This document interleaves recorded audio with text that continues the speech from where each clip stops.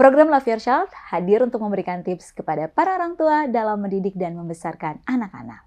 Untuk mengetahui lebih lanjut, jangan lupa subscribe YouTube channel Love Your Child dan nyalakan lonceng notifikasinya. Ya, seperti kita tahu ya bahwa anak yang mengalami bipolar, gangguan bipolar, itu memang ada perpindahan periode yang ekstrimnya tuh cepat banget ya. Bukan cepat banget sih, maksud saya ada periode ya, pergantian periode emosi atau mood yang cepat sekali gitu kan. Bipolar ini bisa ditemukan pada anak-anak, namun secara umum biasanya ini dialami atau ditemukan pada remaja menjelang dewasa. Remaja akhir dong berarti ya. Remaja akhir tuh sekitar berapa ya? Ya 17 tahun ke atas deh gitu. Tolonglah Bapak Ibu, tolonglah kalau boleh ya di stop lah. Kalau kita harus memberikan hukuman, masih banyak cara untuk mendisiplin anak selain dengan menggunakan hukuman atau kekerasan, menggunakan pukulan dan seterusnya ya kan.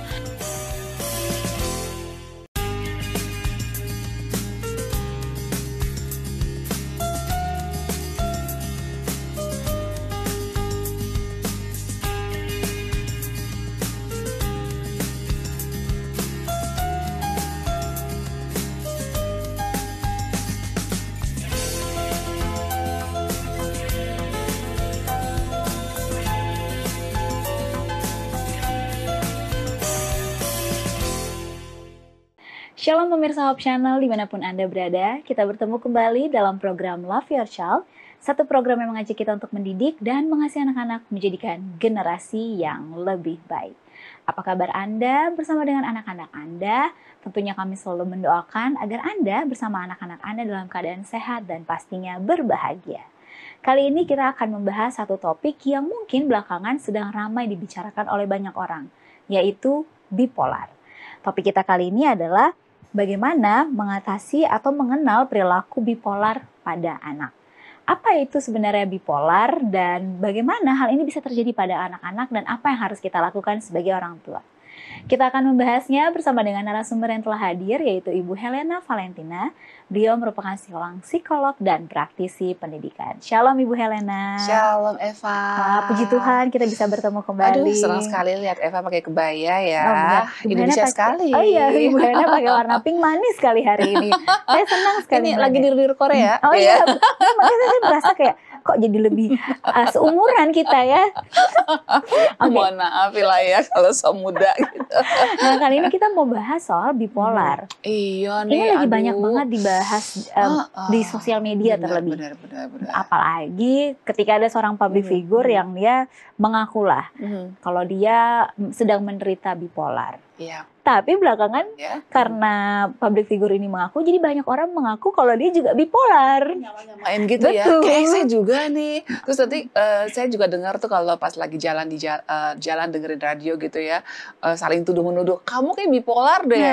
Kemarin ketawa-ketawa, sekarang udah marah-marah, sekarang sedih dan seterusnya gitu. Gampang banget ya ngomong bipolar, padahal nggak mudah loh. Nah ini dia, mungkin kita perlu meluruskan dulu nih Bu Helena, agar orang-orang atau pemirsa tuh mengerti sebenarnya bipolar itu apa. Ya, jadi sebetulnya kalau kita mau melihat definisinya itu ada definisi dari medis ya, definisi dari psikologi. Namun secara umum itu sebenarnya gangguan bipolar itu nggak bisa kita sekedar melihat oh nih ciri-cirinya seperti ini, oh berarti saya nih masuk di kelompok ini gitu ya, atau teman saya nih kayak gitu tuh berarti dia bipolar, waspadalah gitu.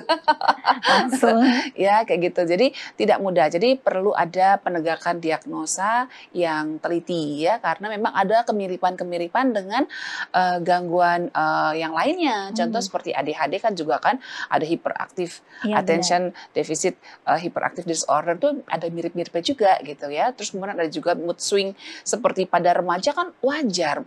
Anak remaja rasanya hampir semuanya deh boleh saya bilang moodnya swing deh, berubah-berubah gitu.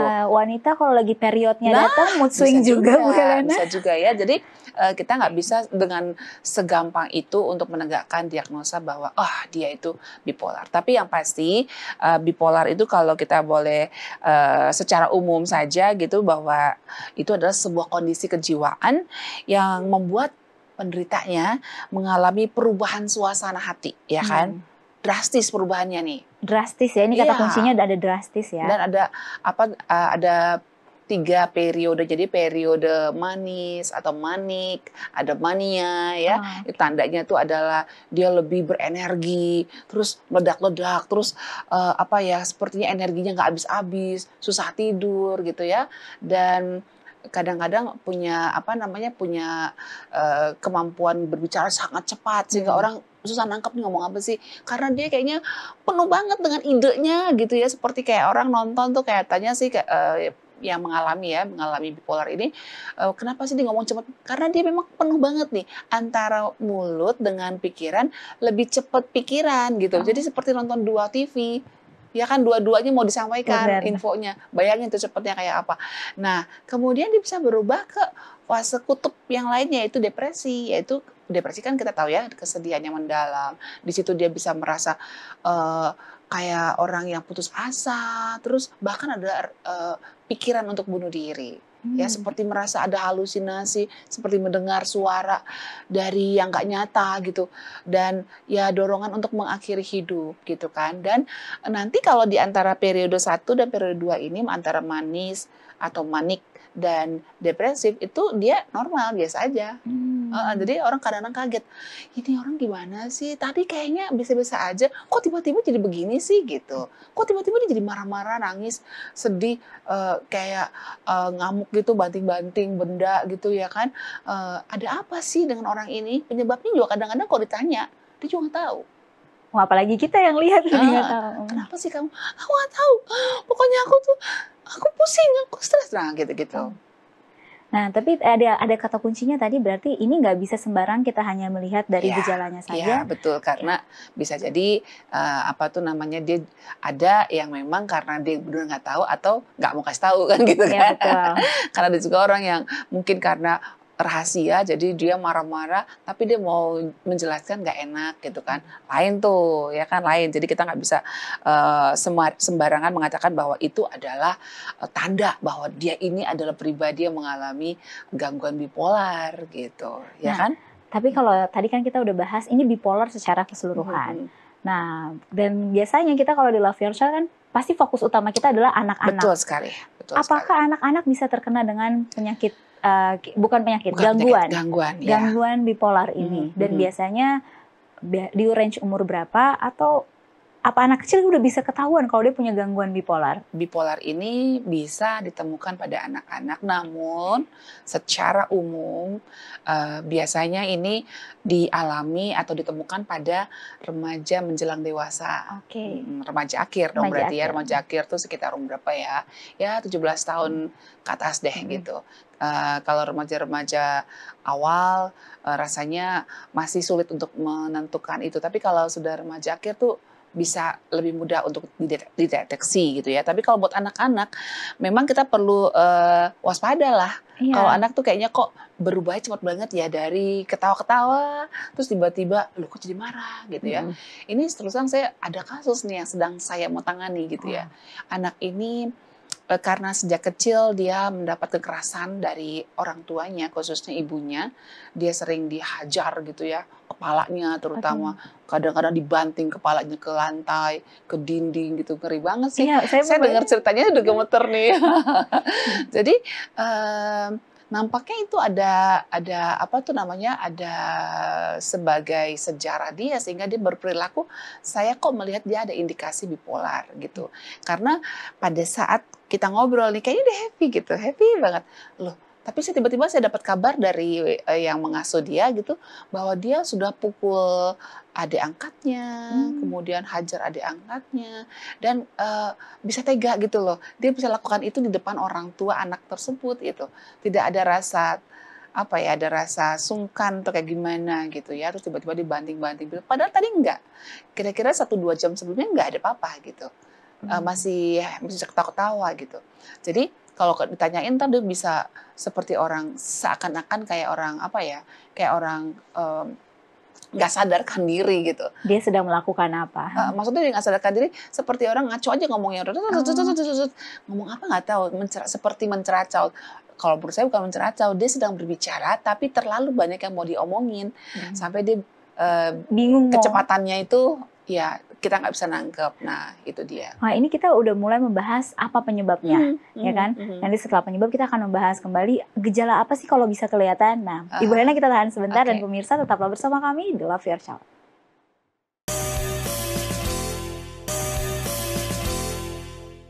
Kembali lagi di Love Your Child dan kita sedang membahas bipolar pada anak. Wah, tadi di akhir segmen pertama Ibu Helena sedang membagikan satu kasus yang sedang dihadapi saat ini. Dan saya pun tanpa bertemu langsung cuma mendengar ceritanya mengerikan sekali ya, bisa berubah drastis dan dia nggak takut untuk melakukan hal menyakiti orang lain dan dirinya sendiri. Nah, berarti kan sebelum dia terdeteksi dengan gangguan bipolar ada dong penyebabnya. Nah, kira-kira penyebabnya ini apa? Apakah tadi seperti tadi Ibu Helena katakan tindakan orang tua juga bisa membuat? Saya mencurigai itu, saya belum gali lebih dalam karena saya masih mendengar keluhan-keluhan dulu ya kan. Tapi kalau Eva tanya tadi apa sih yang menyebabkan bipolar ini?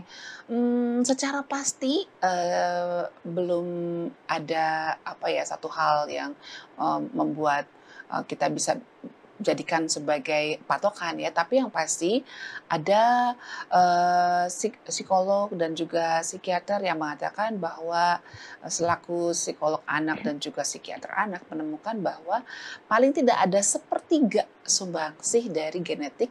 Oh, dari genetik. Iya, jadi kalau orang tuanya bipolar, kemungkinan besar anaknya kena bipolar ada juga ya.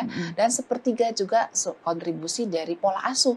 Oke, Nah, makanya hari ini kita akan bahas itu ya yang kan. penting untuk kalau udah genetik mau bilang apa dong, ya, betul. Ya kan sih. Dan yang ketiga juga sepertiga penyebabnya dari lingkungan. Bagaimana dia hidup di tengah lingkungan yang bisa membuat dia juga mengalami kecenderungan untuk kena gangguan bipolar ini gitu. Nah, tapi kan sepertiga genetik kita nggak bisa bahas. Nah, sepertiga yang pola asuh. Nah, rasanya ini yang kita bisa coba gali bersama-sama supaya kita tahu. Yes, nah, kalau begitu pola asuh bagaimana yang bisa menyebabkan anak tuh sampai bipolar? Yang paling utama sih, Fa, kekerasan memang. Okay. Ya kan? Jadi kadang-kadang orang tua ya, khususnya di daerah sangat barat dan sangat timur.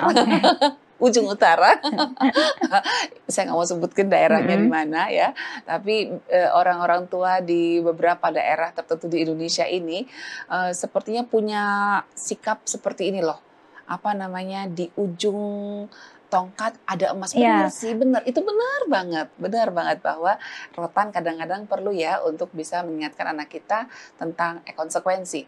Namun demikian, kadang-kadang yang tadinya dimaksud untuk mendisiplin, memperkenalkan konsekuensi, berubah menjadi kekerasan. Nah, biasanya seperti apa Bu Helena? Mungkin orang-orang bingung kayak rasanya, saya harus tahu nih contohnya. Ya, kekerasan tuh kan nggak mau dengar anaknya punya pendapat, nggak mau dengar kenapa dia misalnya pulang terlambat. Misalnya anaknya pulang terlambat memang karena dia kehujanan gitu kan, nggak mau tahu, pokoknya dia aja bak. Itu kan tidak sesuai dengan nilai-nilai nilai-nilai kasih sayang lah pada anak-anak kan. Rasanya Tuhan juga begitu kali. Ya kan? Ada pengampunan. Ada pengampunan dan juga mungkin ada yang namanya keadilan ya dalam memberikan satu konsekuensi gitu. Nah, misalnya kalau dia bangun siang karena mungkin sepanjang malam dia mengerjakan PR sehingga dia tidurnya kemalaman sehingga bangunnya kesiangan. Terus udah ada peraturan kalau bangun siang tidak boleh makan, akhirnya dia nggak makan. Terus dia harus menanggung kelaparan sampai di sekolah. Apakah itu adil? It's not fair, right? Dan kekerasan tuh ya seharusnya memang tidak boleh tuh yang namanya pukulan yang berlebihan gitu ya. Kalau harus pukulan ya mungkin di kaki ya kan, di betis ini loh. Jadi kalau toh kenapa-napa ya tidak mengganggu syaraf gitu kan. Dan juga sebenarnya ya kalau masih bisa dengan perkataan, dengan teguran, dengan diskusi, kenapa harus dengan pukulan sih gitu. Itu saya pikir langkah terakhir ya. Ada tulisan dari Ibu Ellen G. White yang mengatakan dia sendiri nggak pernah mukul anaknya loh. Tapi dia juga nggak mengatakan bahwa kadang-kadang ada anak yang perlu dipukul, gitu kan. Nah, berarti kan bukan selamanya Iya, dengan pukulan. dia selalu menggunakan cara berdoa ketika anaknya melanggar peraturan, ajak berdoa, ajak diskusi, dan dia kasih tahu bahwa ini akibatnya buat kamu, dan mama sangat sedih. Lalu mereka berdoa bersama. Katanya dia nggak pernah gagal tuh. Nah, Oh, berarti bisa kan berarti tanpa ya. pukulan ya untuk anak-anak yang mungkin sejak lahir sudah dilatih seperti itu. Tapi memang ada juga orang tua yang punya argumentasi gini, Fa. Aku nih dididik dengan keras oleh Itu orang dia. tuaku, ya kan? Jadi dia merasa itu patut untuk dia lakukan untuk anaknya. Iya, jadi karena aku didik dengan keras, makanya saya bisa berhasil seperti sekarang ini. Jangan lupa, kita rambut sama hitam, tapi pikiran dan juga karakter kita dan tipe kepribadian kita juga bisa berbeda. Eva sama aku rambutnya sama-sama hitam kan, Betul. tapi kita bisa punya karakter berbeda. Nah, ada psikolog juga yang senior mengatakan ada orang tuh yang tipenya tipe batu, tapi juga ada anak mungkin satu keluarga nih sama-sama nih kakak beradik, tipenya tipe telur rebus gitu kan, atau lagi tipe tahu gitu kan. Nah, kalau tipe batu dikasih ketegasan yang luar biasa dan mungkin dengan keras pendidikannya dari orang tua, disiplin yang luar biasa, ekstra hukumannya juga keras. Nah, dia mungkin tahan dan dia mungkin bisa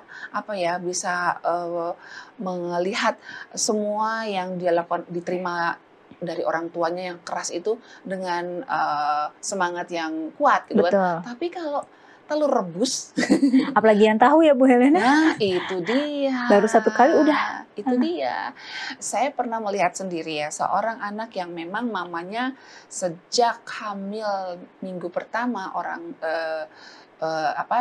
tuanya ini atau ibunya ini diminta oleh dokter untuk bed rest.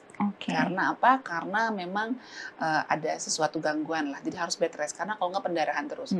Bayangkan pada saat lahir beda banget karakter dengan kakaknya.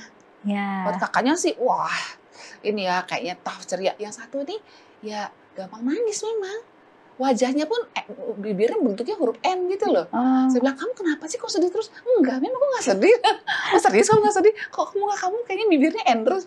Begini Mem. Nah, berarti itu juga yang orang suka bilang kan, yang katakan kehamilan tiap anak pun berbeda, dan itu juga ya berarti karakter tiap anak pun berbeda. Jadi kita tulisan dari Ron buat tulisan Ellen White mengatakan bahwa perlakukanlah setiap anak itu sesuai dengan kebutuhan anak itu, ya kan? Kalau memang dia tipenya lembut, ya kita perlu sentuh dia dengan kelembutan gitu. Dia nggak perlu ditekan untuk bisa dibentuk gitu kan. Kalau batu mungkin harus diajar ya, harus dipentung dulu baru terkikis tuh kotorannya, jadi terbentuk lah jadi bola misalnya. Kalau tahu cuma diremek-remek aja udah terbentuk. Nah, ini kita masih akan membahasnya. Ini masih yang pertama penyebabnya, dan kita masih akan membahasnya. Pemirsa tetaplah bersama kami di Love Your Child.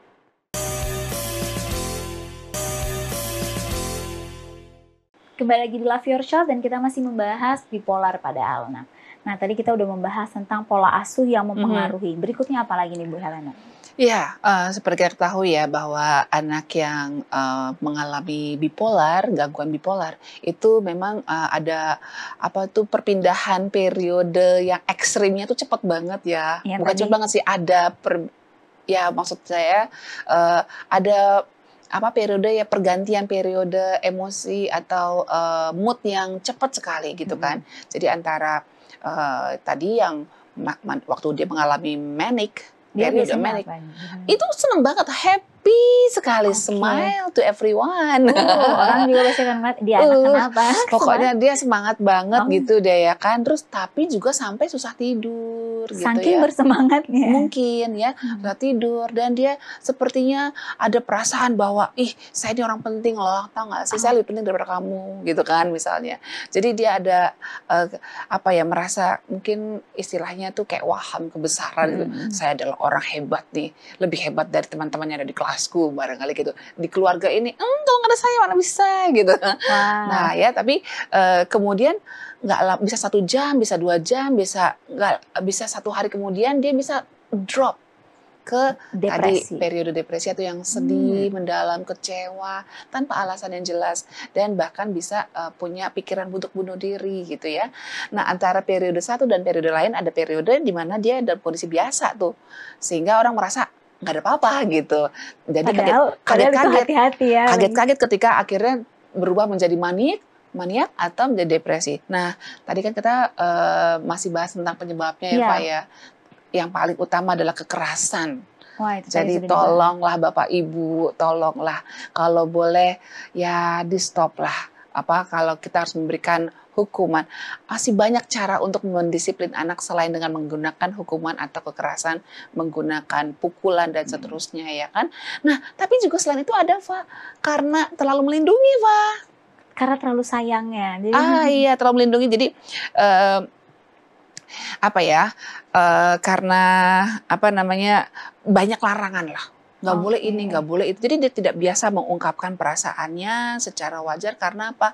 Karena takut ditolak oleh orang tuanya. Karena orang tuanya mungkin ingin menjaga supaya anaknya nggak sakit, anaknya tidak menghadapi masalah. Terlalu protek itu juga bisa menjadi kontributor untuk membuat anak mengalami gangguan bipolar. Ya. Dan yang ketiga ya, memberi label.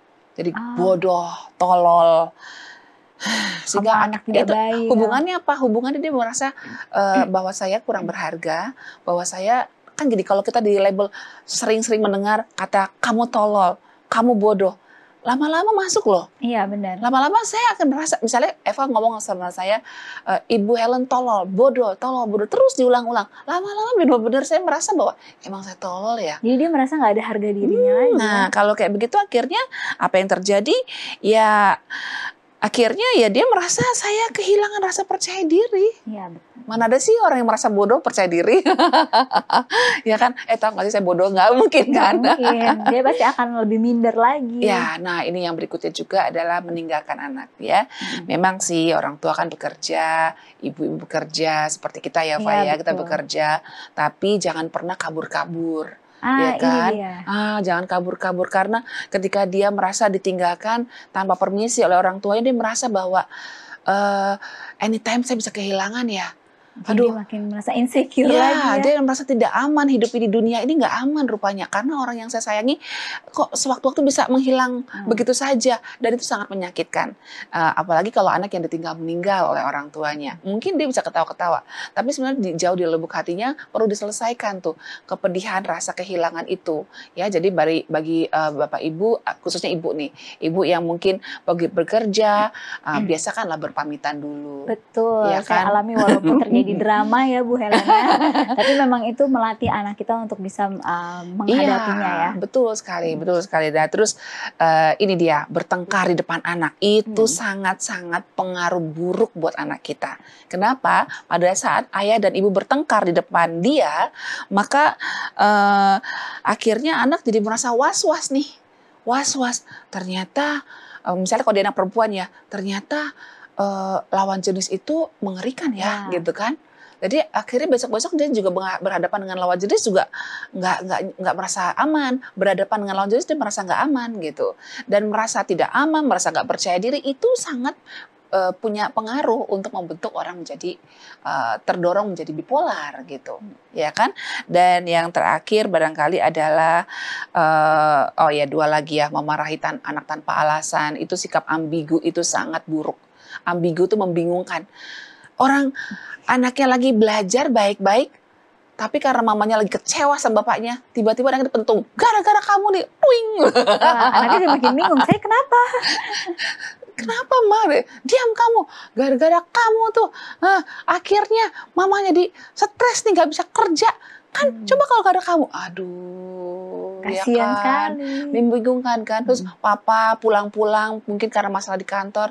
Nggak ada A, nggak ada B. Anaknya ketawa nyambut papanya. Papa pulang, diam kamu.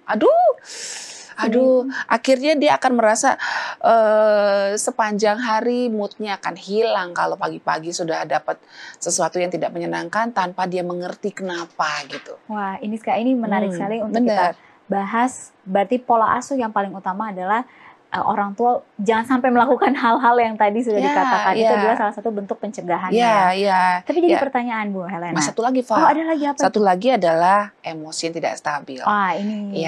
Ya, biasanya mama yang baru punya bayi, ya, baby blues. Oke, memang kita mungkin nggak bisa kontrol perasaan emosi yang tiba-tiba muncul ya. Karena ya kan kalau orang yang baru punya bayi biasanya tuh ada perasaan, ya ilah nasib aku, biasanya aku kerja, kok sekarang aku jadi rumah terus, bisa kayak gitu ya kan. Terus kayak merasa nggak berharga, itu kadang-kadang muncul begitu saja. Dia juga nggak ngerencanain untuk merasakan emosi yang tidak stabil itu. Tapi kalau kita punya mengalami hal seperti ini, mendingan cepat-cepat disalurkan dengan cara yang benar deh. Ya kan, cara yang benar. Jangan tunjukkan depan anak. Misalnya kita lagi mengalami emosi yang tidak stabil karena pengaruh hormon itu, lalu kita tiba-tiba jadi gampang tersinggung, lalu berantem depan anak, lalu anaknya juga kita marahin. Walaupun anaknya masih bayi ya Bu Helena? Iya, jadi lebih baik mendingan kita keluar dulu nyanyi kayak style musik gitu. Nyanyinya salurin dulu, wah lagu sedih lah gitu. Mau lagu seneng lah. Mana yang kita suka gitu. Coba pikirkan apa sih yang kayaknya enak untuk aku kerjakan sekarang ya. Kayaknya mendingan aku berenang. Kita titipin aja dulu anaknya. Sama orang kita percaya, titip dulu ya, aku mau berenang nih. Buat ngilangin emosi yang gak stabil nih. Setelah berenang biasanya peredaran darah lancar dan kita menghirup udara segar. Nah, mood kita mungkin akan lebih baik. Sehingga ketemu lagi sama anak kita dengan lebih happy. Daripada kita bertahan terus di kamar, terus nangis-nangis gitu kan. Telepon suami kita marah-marah, kamu sih gak pulang-pulang. Ya terus aja. Terus anaknya bayi ngeliatin mamanya gitu ya. Belum lagi anak yang lebih gede datang, pergi sana. Waduh, kacau. Mendingan kita tinggalkan dulu tugas kita sebagai mama untuk sesaat dan kita coba salurkan emosi kita dengan melakukan kegiatan yang kita sukai. Wah, ini satu tips yang menarik sekali. Nah, terakhir nih Bu Helena, apakah anak yang memiliki gangguan bipolar ini bisa disembuhkan dan mempunyai masa depan? Masa depan pasti ada dong. Wah, ini jadi satu pengharapan buat para pemirsa sekalian. Hanya saja kalau orang tua melihat anak kita nih, oh kok kayaknya sepertinya kok mirip-mirip ini, suka antara happy banget sama sedih banget, kok suka berulang-ulang gitu ya. Coba dibawalah ke psikolog atau ke psikiater supaya didiagnosa. Apalagi kalau dia sudah remaja ya, sudah remaja akhir, apalagi coba dibawa supaya bisa dicarikan solusinya. Karena memang kalau dibilang bisa pulih sempurna, apakah dia bisa berhenti jadi bipolar? Belum ada penelitian yang mengatakan bisa gitu. Tapi yang pasti untuk bisa memudahkan anak ini tetap bisa beraktivitas dengan baik, bisa menjadi menjadi pribadi yang berguna dan menyenangkan orang lain, bukan menyenangkan orang lain, maksudnya bisa adaptasi dengan lingkungannya. Tentu bisa digunakan pengobatan dan juga psikoterapi. Misalnya diajarin oleh psikiaternya atau psikolognya nih loh, kalau sudah mulai ngerasa kayak begini, Anda lakukan ini ya, kayak gitu. Dan ini obat yang harus diminum supaya apa? Supaya neurotransmitter yang menjadi penyebab dari gangguan bipolar ini bisa dalam posisi cukup. Karena kalau kekurangan neurotransmitter, yaitu yang menyalurkan rangsangan pada seluruh sel saraf di tubuh kita itu kurang, nah itu dia bisa membuat bipolar. Wah, ini pembahasan yang sangat menarik sekali dan satu pengetahuan juga bagi para pemirsa untuk meluruskan. Jangan ngobatin sendiri ya, Fa? Iya, ini dia. Untuk meluruskan apa itu bipolar dan bagaimana cara mengatasinya. Perlu orang-orang yang memang mengerti dan ahli pastinya ya, entah itu psikolog atau memang dokter itu sendiri untuk mengatasinya. Sekali lagi terima kasih banyak Ibu Helena dan terima kasih juga kepada para pemirsa yang telah menyaksikan Love Your Child episode kali ini. Sampai bertemu di episode berikutnya. Tetap cintai anak Anda untuk menjadikan generasi yang lebih baik. Shalom, Tuhan memberkati.